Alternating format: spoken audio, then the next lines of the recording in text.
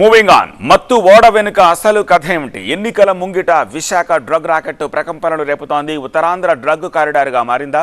నిజాలేమిటో కానీ లీడర్ల మధ్య డైలాగ్ వారు దద్దరిల్లుతోంది. అచ్చెన్న మాటకు మార్గాని భరత్, పేర్ని నాని కౌంటర్ మరో రేంజ్లో ఉంది.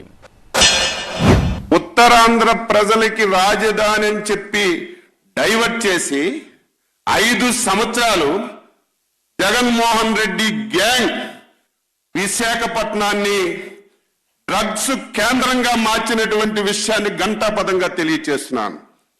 యథేచ్ఛగా జరిగాయి.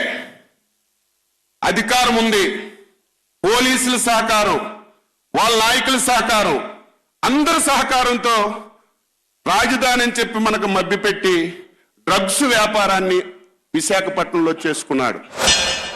అంటే గతంలో మీ అయ్యన్న పాత్రుడు ఏ రకంగా ఈ గాంజాయి దాంట్లో సాగుల్లో పూర్తిగా ఇన్వాల్వ్ అయ్యాడని మీ మంత్రి గంటా శ్రీనివాస్ గారు చెప్పింది వాస్తవం కాదా అని అడుగుతా ఉన్నాను. ఉత్తరాంధ్ర బార్డర్ ఏరియాలో ఇలాంటి ఏజెన్సీ ప్రాంతాల్లో చేసిన వ్యక్తులు ఈ అయ్యన్న పాత్రుడు, ఈ చంద్రబాబు నాయుడు గారు అబ్బాయి లోకేష్ కాదా అని అడుగుతా ఉన్నా.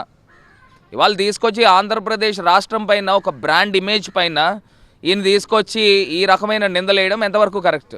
ఈ సంధ్యా సీ ఎక్స్పోర్ట్స్కి సంబంధించిన వ్యక్తులు ఎవరి తాలూకా వాళ్ళు, పురంధరేశ్వరి గారి తాలూకా వాళ్ళు, తెలుగుదేశం పార్టీ నాయకుల తాలూకా వాళ్ళు అనేది తేడతెల్లమవుతుంది. ఖచ్చితంగా వీళ్ళకున్న రిలేషన్స్ ఏ రకంగా ఉన్నాయి అనేది బయట పెడతాం. ఇదే సేమ్ సోకాల్డ్ వ్యక్తి ఎవరైతే ఆ చౌదరి గారు ఉన్నారో ఆయన మీ ఆలపాటి రాజేంద్రకి పార్ట్నర్ కాదా అని అడుగుతా ఉన్నాను. డైరెక్ట్గా వాళ్ళు ఈ పార్ట్నర్షిప్ డీడ్లు ఇవన్నీ బయటకు వచ్చినాయి. అసలు పోర్ట్స్ ఎవరి ఆధీనంలో ఉంటుంది? కేంద్ర ప్రభుత్వం ఆధీనంలో ఉంటుందా లేదా రాష్ట్ర ప్రభుత్వం ఆధీనంలో ఉంటుందా? అసలు ఏం మాట్లాడుతూ ఉన్నారు? దొరికితే ఎంత దారుణంగా అంటే దొంగే దొంగ దొంగ అన్నట్టుగా మనం చేసామట.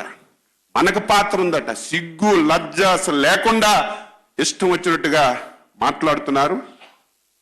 గుడ్డ కాల్చడం, మన ముఖం మీద వేసేయడం, మనం తుడుచుకోవాలి. ఈ రకంగా వైసీపీ పార్టీ వ్యవహారం చేస్తుంది. ఎందుకు 45 ఏళ్ల ఇండస్ట్రీ, 14 ఏళ్ల ముఖ్యమంత్రి, 75 ఏళ్ల వయసు, పొలాల్లో రావి చెట్టుకి తాడి చెట్టుకి కూడా వయసు వచ్చేది, కానీ ఎంతో కొంత జనానికి పనికి వచ్చే పనులు చేస్తూ ఉంటాయి. కానీ ఈయన అనుభవం, ఈయన వయసు ఎవరికి ఉపయోగం? ఈ డ్రగ్స్కి ఎవరి మన చుట్టాలు తెచ్చుకోవటం ఏంటి? మన బీరకాయ పీస్ తెచ్చుకోవటం ఏంటి? మన వదిన గారి చుట్టాలు ఉండటం ఏంటి? వదిన గారి ఇంట్లో పిల్లలు ఉండటం ఏంటి? ఇక అదృష్టం ఏంటి అంటే ఒక్కడి పేరు చివరి రెడ్డి లేదు, బతికిపోయాం.